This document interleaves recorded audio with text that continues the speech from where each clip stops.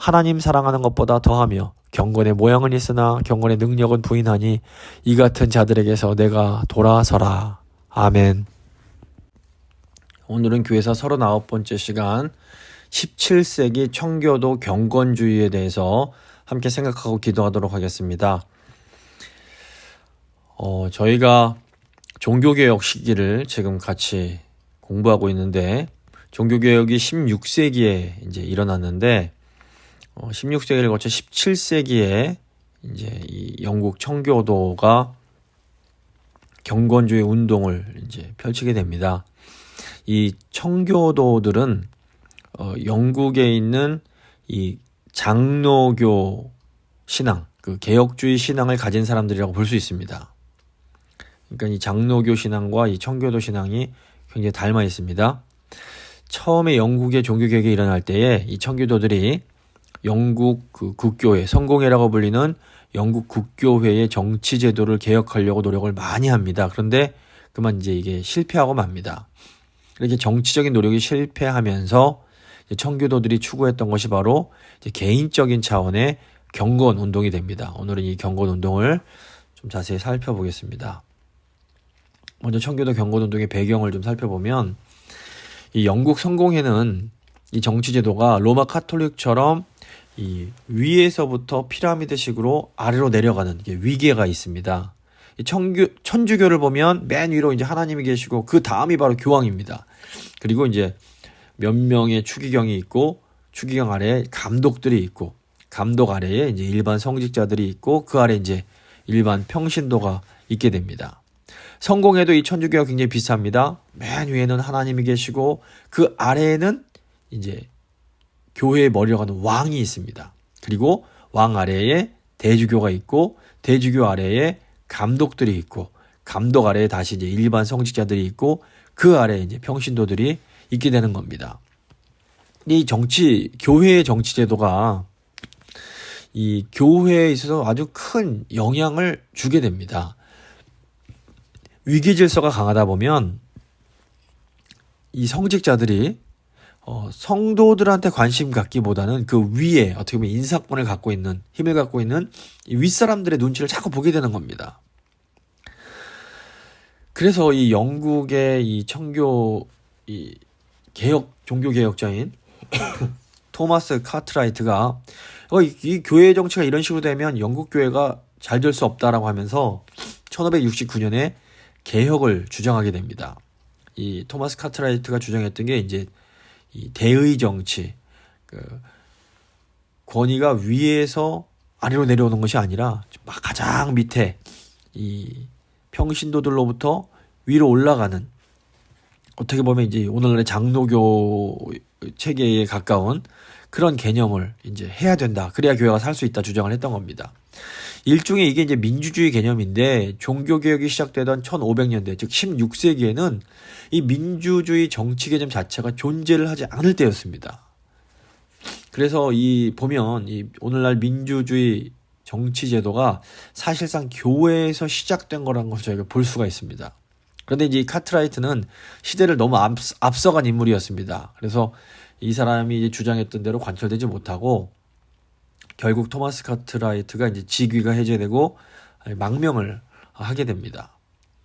이후에 이제 캠브리지 대학에서 이 민주주의적인 교회 정치제도 개혁 운동이 한 20년 정도 더 지속이 되지만 결국에는 이게 성공하지 못합니다. 아직은 너무 시기상조였던 겁니다.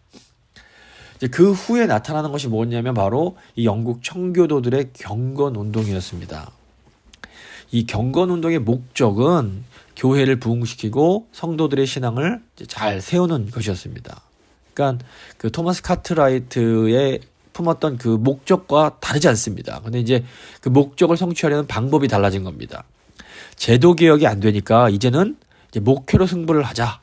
목회를 통해서 한 명 한 명 성도들의 심령을 바꾸자. 이런 식으로 이제 방향이 전환이 됐던 겁니다. 결국 말씀, 목회, 신방 같은 걸 통해서 성도들의 심령을 변화시키려고 이 교인들에게 엄청난 영적인 훈련을 시키기 시작합니다. 이제 이게 바로 청교도 경건주의입니다. 이 청교도 경건 운동의 아버지라고 불리는 분이 윌리엄 펄킨스라는 분이 있습니다. 이제 16세기 말부터 17세기 초까지 이제 활동하셨던 분인데 이 캠브리지 대학 교수였습니다. 윌리엄 퍼킨스는 이 경건을 통해서 이 개혁 운동의 발판을 마련하게 됩니다. 이 퍼킨스가 16세기 말에 유럽 개신교 정통주의 이제 시기가 이제 한참 진행 중일 때에 유럽에서 교회가 신학적으로 막 논쟁 많이 하는데 일반 성도들의 신앙은 피폐해지는 것을 보면서 도대체 신앙 왜 해야 되는가 이런 질문을 하게 됩니다. 그러면서 도대체 우리가 신학을 하는 목적이 무엇인가 그렇게 고민하다가 신학은 경건을 위해서 해야 된다. 신학을 통해서 교회의 전반적인 면에 도움이 되어야 되지 않겠느냐 이런 이제 생각을 하면서 이 경건과 신학은 절대로 분리될 수 없다라는 주장을 하게 됩니다. 그래서 이 청교도들이 종교개혁이 일어나고 어느 정도 시간이 지나면서 이 교리를 확립하는 이 정통주의 때문에 별로 이렇게 분위기가 좋지 않을 때 신학은 경건을 위해 존재하고 경건은 신학의 토대 위에 서야 한다라는 것을 이제 외치기 시작했던 겁니다. 근데 이제 이 두 번째 청교도 언약 신약을 살펴보겠습니다. 이 경건이라는 것이 단순히 어떻게 보면 이 인간의 이런 종교적 감정에만 해당되는 것이 아닙니다.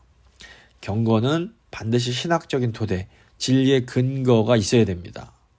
그래서 경건이 신학적인 토대가 없으면 너무 흔들리기 쉽고 언제 무너질지 모르는 겁니다. 오늘날 그래서 이 신학을 무시하는 분들이 있는데 이거 위험한 겁니다.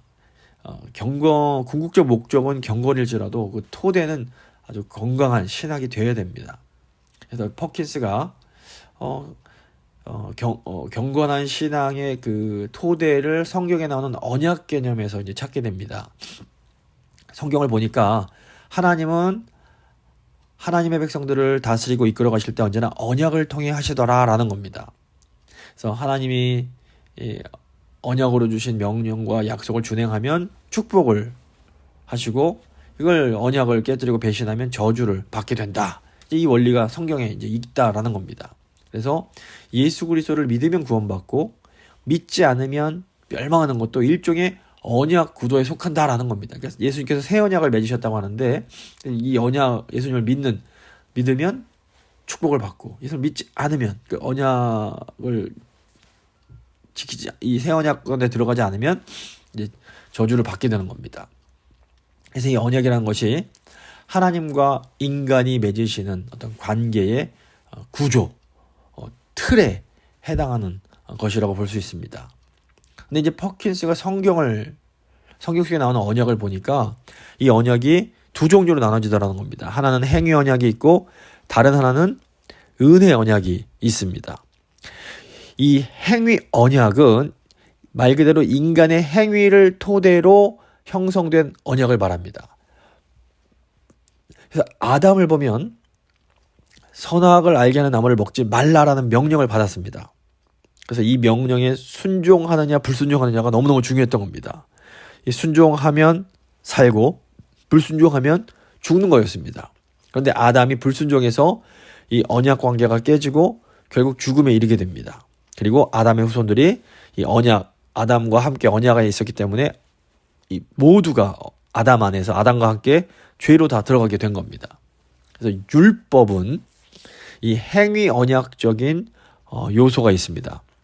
그래서 하나님께서 내 말을 따르면 축복을 하고 내 말을 따르지 않고 이방신을 섬기면 저주할 것이다. 하나님 백성들에게 하신 말씀입니다. 이게 이제 이 행위 언약적인 율법입니다. 그래서 언약 백성인 이스라엘 백성들이 이 행위에 따라 축복을 누릴 것인지 저주를 받을 것인지가 이제 결정되는 것이었습니다. 그런데 문제는 아담 이후에 인간은 행위를 통해서 구원받을 길이 불가능하게 됐던 겁니다. 아담 같은 경우에는 원죄가 없었기 때문에 자유의지가 있었습니다. 그 행위 언약에 순종할 수 있는 가능성이 있었던 겁니다. 그래서 하나님께서 아담에게 자유의지를 허락해 주시고 스스로 하나님을 선택하기 원하셨습니다. 그런데 이미 타락한 우리에게는 이런 특권이 없습니다. 누구도 죄를 짓지 않을 수 있는 사람이 없는 겁니다. 그래서 이 구원 문제를 놓고 내가 하나님 앞에 당당하게 설 수 있다라고 말할 수 있는 사람은 아무도 없는 겁니다. 그러니까 율법은 하나님께서 율법 잘 지켜서 구원 받아라라고 이런 목적으로 주신 것이 아니라는 겁니다. 율법은 하나님의 법도 하나님의 백성다운 모습을 통해서 하나님의 영광을 드러내기 위해서 주신 겁니다. 그걸 잘하면 내가 너희를 형통케 해주겠다 이 말씀하시는 겁니다. 그러니까 이미 구원 받은 언약 안에 있는 사람들에게 이제 율법이 의미가 있다라는 겁니다. 이 아담 같은 경우에는 그 행위가 영생, 즉 구원과 직결이 되었습니다. 근데 아담에게 주셨던 이 행위 언약은 이미 죄를 지어버린 우리와는 이렇게 연결이 될 수가 없는 겁니다. 아담과 맺으신 이 언약을 통해서 그 순종을 통해 구원받는 행위 언약은 이제 깨져 버렸다고 볼 수 있습니다. 하지만 여전히 율법은 그럼 무슨 의미가 있는가? 이제 율법은 오늘날 이 하나님 백성들의 거룩한 삶과 연결이 됩니다. 오늘날의 이 율법의 그 목적은 구원이라기보다는 구원 이후에 거룩한 삶에 있다라고 보아야 됩니다. 반면에 이제 이 행위 언약 이외에 은혜 언약이 있는데 이것은 하나님의 은혜를 토대로 형성된 언약입니다.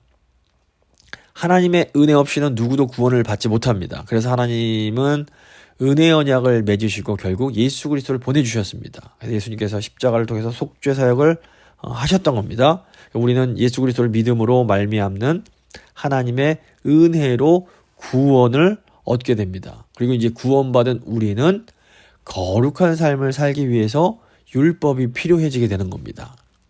그래서 예수 믿는 사람들은 은혜 언약 안에 들어와 있어야 됩니다. 예수님을 믿지 않는 사람들은 아직도 행위 언약에 들어가 있는 겁니다.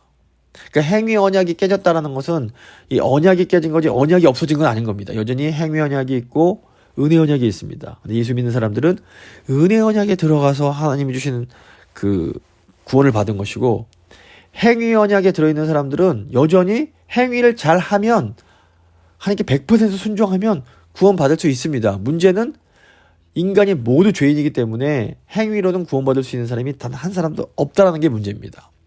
그래서 결국 답은 뭐냐? 겸손하게 믿음으로 예수님을 믿음으로 이 하나님께서 허락하시는 은혜 언약 가운데로 들어가는 것밖에 없는 겁니다. 그것만이 우리가 구원받고 살아갈 수 있는 길입니다. 이제 그렇다면 이제 퍼킨스가 여기서 또 주목하는 것은 우리가 은혜 언약에 들어온 것을 어떻게 확신할 수 있는가?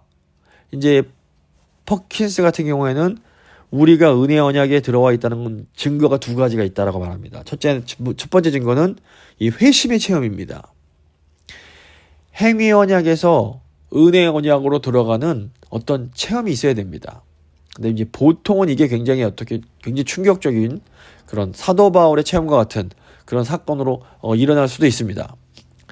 그래서 우리의 그 심령 가운데 하나님의 은혜가 확 들어오면서 아주 그냥 큰 감동과 어떤 체험으로 연결이 되는 겁니다. 그런데 이 체험이라는 것이 모든 사람마다 각각 다 다릅니다. 사도 바울처럼 세게 오는 사람도 있지만 또 굉장히 기독교 가정에 태어나서 부드럽게 자연스럽게 예수님의 은혜를 인정하고 받아들이는 사람도 있는 겁니다. 그래서 이게 뭐 체험이 세면 진짜고 체험이 약하면 가짜고 이렇게 말할 수는 없는 겁니다. 어쨌거나 이 은혜 언약 안에 들어와 있다는 그 증거는 내가 회심을 한 그런 경험, 체험이 이제 첫 번째고 두 번째 이 증거가 뭐냐면 그 거룩한 삶입니다. 우리 삶 가운데 성화가 있느냐라는 겁니다. 그러니까 은혜 언약에 들어왔다라고 하면서 지속적으로 습관적으로 거짓말을 한다? 이러면 의심된다는 겁니다. 이거 진짜 은혜 언약에 들어온 사람 맞는가? 의심할 수 있다는 겁니다. 또 은혜 언약에 들어왔다면서 누구를 계속해서 미워한다? 증오한다? 이것도 의심이 될 수 있는 겁니다. 그래서 퍼킨스가 당신의 심령 속을 들여다보시오. 그리고 만약에 그 안에 정말로 거룩한 사람이 없다면 회개하시오 라고 외쳤던 겁니다. 근데 이제 이 거룩한 삶, 이 성화도 두 가지로 외적인 성화, 내적인 성화로 나눠집니다. 외적인 성화는 말 그대로 겉으로 드러나는 거룩한 행위입니다. 내적인 성화는 이 속 사람이 거룩해지는 걸 말합니다. 이 외적인 성화 같은 경우에는 나름대로 이렇게 좀 위선적으로 할 수 있습니다. 하지만 내적인 성화는 이거는 어떻게 하나님 앞에서 속일 수가 없는 겁니다. 그래서 내적인 성화가 퍼킨스가 또다시 두 개로 나눕니다. 하나는 내가 정말로 하나님 뜻대로 살기를 원하는 그런 순수한 그런 열망이 있는가, 이걸 묻는 겁니다.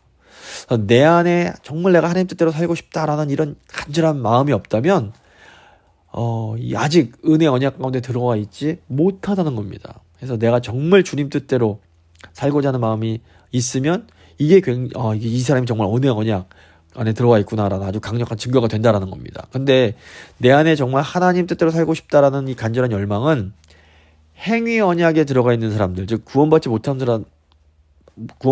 사람들에게는 불가능한 일입니다. 뭐 거룩한 척을 남들한테 잘 보이려고 거룩한 척을 할 수는 있을지 몰라도 정말 그 깊은 속에서 정말 난 주님 위해 살고 싶다, 우리 예수님 위해 살고 싶다, 이런 마음이 있다면 그거는 정말 이 은혜 언약, 즉 구원에 받은 사람밖에 할 수 없다라는 겁니다.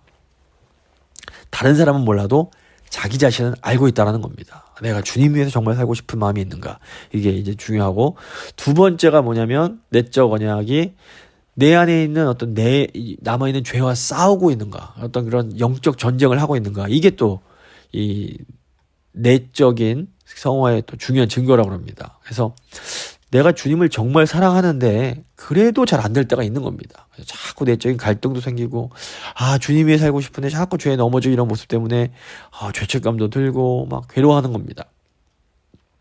물론 구원받지 못한 사람들도 큰 죄를 지으면 죄책감이 들 수 있습니다. 하지만 행위 언약에 속한 사람들은 그런 거 금방 지나가 버립니다.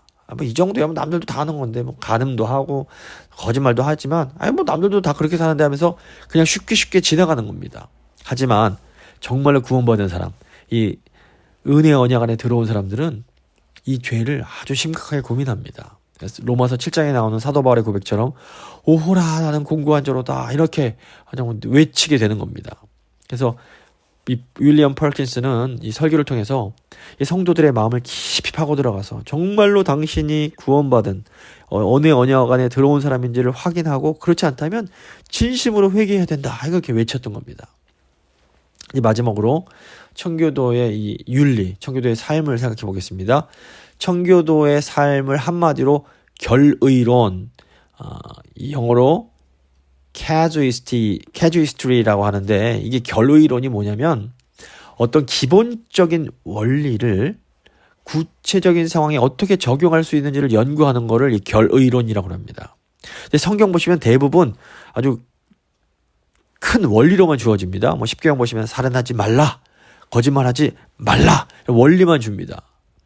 그런데 이 원리를 우리 삶 속에 정말 적용하려면 좀 복잡해집니다. 가령 전쟁 같은 경우에도 살인을 하지 말아야 되는가, 이런 고민이 생길 수 있고, 또 어떤 경우에는 정말 부득이하게 하얀 거짓말을 해야만 할 때도 이제 생기는 겁니다. 이렇게 구체적인 상황 속에서 이 하나님이 주신 이 원리를 적용하기가 어려운 부분들이 있습니다. 그래서 결의론은 이런 걸 어떻게 해야 되는가 아주 깊이 있게 연구하고 적용하는 걸 말합니다. 근데 사실 이제 카톨릭이 지배하던 중세 시대에 이 결의론과 관련된 책이 엄청나게 많이 나왔습니다. 그러니까 사람들이 어떤 일이 생겼냐면 정작 성경은 보지 않고 결의론과 관련된 책만 보는 겁니다. 이거 어떻게 살아야 되는가 구체적으로, 요거에만 관심이 있게 되는 겁니다. 그래서 종교개혁자들이 처음에 이 결의론과 관련된 책들을 다 없애버려라, 이거 성경 보지 못하게 한다, 다 없애라, 이런 식으로 말을 했습니다. 그런데 시간이 가면서 또 똑같은 문제가 발생하는 겁니다. 성경을 읽어도 성경 말씀을 구체적으로 내 삶에 어떻게 적용해야 되는지 잘 모르겠는 겁니다. 그러니까 사람들이 예전에 버렸던 카톨릭 책을 다시 뒤지기 시작하는 겁니다. 이 청교도들이 이걸 보면서 이거 안 되겠다, 그냥 무조건 없애라고 하는 것이 아니라 새로운 대안을 주어야겠다, 이런 생각을 하게 됩니다. 그래서 당시 종교개혁이 일어나고 사람들 마음이 뜨거워지면서 정말 주님 뜻대로 살고 싶은데 그게 어려워지니까 어떻게라도 좀 주님 뜻대로 살고자 애를 쓰는 모습들이 있었습니다. 근데 이렇게 하나님 말씀대로 순종하고자 하는 이런 태도는 너무너무 귀한 겁니다. 이렇게 마음으로 애쓰고 노력하는 것을 하나님이 너무 기뻐하십니다. 인간이 완벽할 수 없지만 정말 주님 뜻대로 살고자 하는 이 마음, 이 마음을 하나님께서 보시는 겁니다. 저희 재건교회 강점이 이겁니다. 저희 교회 어른들이 뭐 다 100% 완벽해서 이게 훌륭하다 이렇게 말할 수 없습니다. 그 누구도 그럴 수 없습니다. 하지만 저희 재건교회 어른들에 보면 하나님을 위해서 하나님 말씀대로 살고자 하는 정말 그 간절한 마음이 있는 겁니다. 이 하나님께서 이 마음을 보시고 재건교회에게 복 주신 부분들이 분명히 존재합니다. 그래서 저희가 이걸 잘 지켜야 되는데, 이 하나님의 말씀을 모든 상황 속에 구체적으로 실천하는 게 그런데 쉽지가 않습니다. 쉬지 말고 기도하라라는 이 말씀을 어떻게 우리가 구체적으로 적용할 수 있을까요? 문자가 돼도 뭐 24시간 쉬지 않고 잠도 안 자고 계속 기도할 수 있는 것, 이게 안 되는 겁니다. 그래서 어떻게 모든 상황 하나하나 속에서 또 일일이 다 또 성경을 찾아볼 수 있는가, 이것도 또 어려운 겁니다. 성경을 뭐 너무너무 잘하는 학자라 그래도 모든 상황에서 성경을 일일이 찾는 건 어렵습니다. 이 청교도들이 어떤 대답을 줬냐면 이때 양심이 중요하다라는 겁니다. 로마서 보시면 사도 바울이 하나님께서 이스라엘 백성들에게는 말씀을 주시고 이방인들에게는 양심을 주셨다 이렇게 가르칩니다. 청교도들은 그래서 이 양심도 하나님의 말씀이요 율법이요 양심에는 하나님의 뜻이 들어있다라고 이렇게 생각을 했습니다. 문제는 뭐냐면 하나님께서 주신 이 양심이 자꾸 무뎌지는 겁니다. 그래서 이 결의론 차원에서 보면 양심만 이렇게 잘 깨끗한 양심으로 이렇게 살면 구체적인 상황 속에서 금방금방 어떤 하나님 뜻대로 선택을 할 수가 있는 겁니다. 그래서 이제 청교도들은 가장 중요한 것이 뭐냐면 양심이 늘 깨끗하고 예리하게 잘 준비가 되어 있어야 된다라는 거였습니다. 그러기 위해서 어떻게 해야 되느냐? 평상시에 하나님 말씀으로 계속해서 이 양심을 순화시키고 양심을 민감하게 만들어주고 양심을 밝혀주고 하는 작업을 평상시에 늘 해야 어떤 선택의 순간이 왔을 때 금방금방 그 양심에 따라서 하나님 뜻을 따라갈 수 있게 된다라고 이제 주장을 했던 겁니다. 이게 되질 않으면, 양심이 무뎌져 있으면 누가 와서 뭐 100억 줄게 이렇게 100억 달러 줄게 막 유혹하면 그냥 홀딱 양심 팔고 넘어가려 버릴 수밖에 없다라는 겁니다. 근데 청교도 경건주의자들을 보면 실제로 종교개혁을 하다가 생명의 위협을 받을 때 그 안에는 양심이 막 발동을 하는 겁니다. 그래서 내가 하나님 앞에서 양심을 팔고 지금 이 순간 살아남을 것인가, 아니면 하나님의 양심 따라서 떳떳하게 죽을 것인가, 이때 양심이 살아있는 분들은 과감하게 죽음을 선택했던 겁니다. 이제 여기 이 부분에서 이제 저희 재건교회 신체스 참배가 들어왔을 때, 내가 이거 그냥 고개 숙이고 그냥 살아남느냐, 아니면 내가 힘들더라도 양심에 따라서, 신앙 양심에 따라서 순교를 각오하느냐, 이게 이제 결단이 났던 겁니다. 그래서 총칼 같은 무력의 힘이 아니라 이 살아있는 양심이 그리스도에게는 진정한 힘이라고 할 수 있습니다. 저희가 하나님 말씀 볼 때 이런 마음으로 봐야 됩니다. 너의 어떤 신학적 지식을 쌓기 위해서 보는 것이 아니라 더 마음 깊은 곳으로 내려가서 내 양심을 순화시키고 내 양심을 더 민감하게 만들어주고 양심을 말씀으로 밝히고 이렇게 해야 됩니다. 이것이 이제 저희가 하나님 앞에서 잘 살아갈 수 있는 어떤 지혜라고 볼 수 있습니다. 영국에서 청교도, 이제 결론을 좀 내려보겠습니다. 영국에서 청교도 운동이 거의 이제 한 90년 동안 지속됐지만 결국 이제 이 청교도들이 이제 실패를 하고 영국은 이제 이 성공회가 이제 장악을 하면서 청교도들이 영국에서 이제 추방을 당하게 됩니다. 이 사람들이 1620년에 신앙의 자유를 위해서 나라를 버리고 메이플라워호를 타고 미국으로 오게 됩니다. 이분들이 바로 미국의 건국의 조상 필그림 파더스들입니다.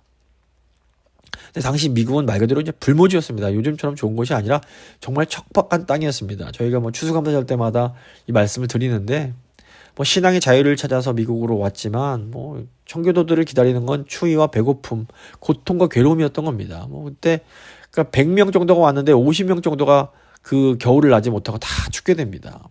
그럼에도 이분들이 신앙의 양심대로 자유로운 곳에서 신앙생활을 하자는 마음, 이거 하나를 붙잡았던 겁니다. 하지만 이런 비극적인 상황에서도 청교도들이 낙심하지 않고 하나님 경외하고 하나님께 찬송하고 이렇게 하나님을 바라보면서 사랑으로 하나 돼서 부모 이런 고아들 다 입양하고 홀로 남은 사람은 집으로 데려와서 함께 생활하면서 으쌰으쌰하면서 어려움을 극복해 나아갔던 겁니다. 결국 봄이 되고 이 허허벌판을 다시 개간해서 영국에서 가져온 씨앗도 심고 또 인디언들로부터 콩 옥수수 씨앗도 받아서 심고 사냥 가고 낚시하고 이렇게 하면서 천신만고 끝에 이제 수확을 주신 하나님께 이제 그 감사를 드렸던 겁니다. 이게 이제 추수감사절의 기원이 되는 겁니다. 위대한 겁니다. 1630년이 되면서 이제 천여 명의 청교도들이 이제 더 미국으로 오게 되고, 이분들이 오늘날 보스턴을 건설하고 나중에 하버드 대학을 세우게 됩니다. 그리고 영국에서 이제 10년 동안 18,000명의 큰 이민의 역사가 진행이 됩니다. 그래서 오늘날 500년이 채 못 되는 미국 역사의 정신적인 지주는 어떤 의미에서 청교도 신앙이라고 볼 수 있습니다. 그래서 요즘 미국이 많이 이렇게 좀 신앙적으로 약해져가고 막 죄악이 퍼지고 있는데, 이거 정말 간절한 마음으로 기도해야 될 때라고 볼 수 있습니다.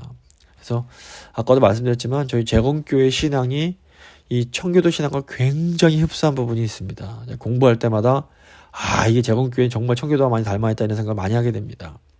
오직 하나님을 경외하며 신앙 양심을 따라 살고자 하는 이 철저함이 있었던 겁니다. 그래서 시간이 아무리 흐르고 뭐 문화가 변한다 해도 내가 하나님 경외하며 말씀대로 살겠다는 이 중심만큼은 반드시 지킬 필요가 있습니다. 이 시간에 한번 기도하실 때 하나님, 저희 교회가 이 선진들의 이 정말 하나님 경외하는 이 신앙, 하나님 말씀대로 살고자 하는 이 신앙을 정말 끝까지 잘 지켜갈 수 있도록 주여 도와주십시오. 한번 간절한 마음으로 기도하도록 하겠습니다.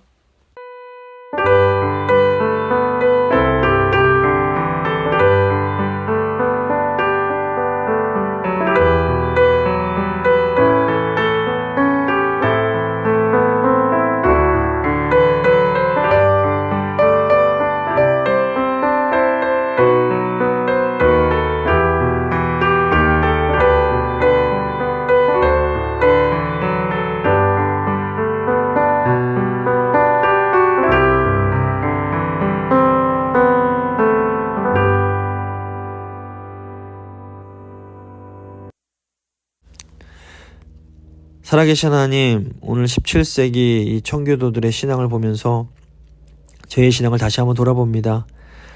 아버지, 재건교회 선진들이 정말 청교도적 신앙을 가지고 신앙 양심에 따라서 목숨을 걸고 신앙을 지켰던 분들임을 저희가 기억합니다. 지금 시대가 흐르고 문화적으로 많은 것들이 변해간다 할지라도 저희가 이 신앙의 중심만큼은 절대 잃어버리지 않을 수 있도록 주여 저희를 붙들어 주시기 원합니다. 저희 다음 세대들이 선조들의 이 귀한 신앙, 이 굳은 신앙을 꽉 붙잡고 이 변해가고 혼택한 이 어두운 세대 가운데 정말 진정한 신앙인으로, 진정한 그리스도인으로 살아갈 수 있도록 주여 은혜를 베풀어 주시옵소서. 저희 다음 세대를 주님 손에 맡겨드리며 귀하신 우리 주 예수 그리스도의 이름으로 간절히 기도드립니다. 아멘.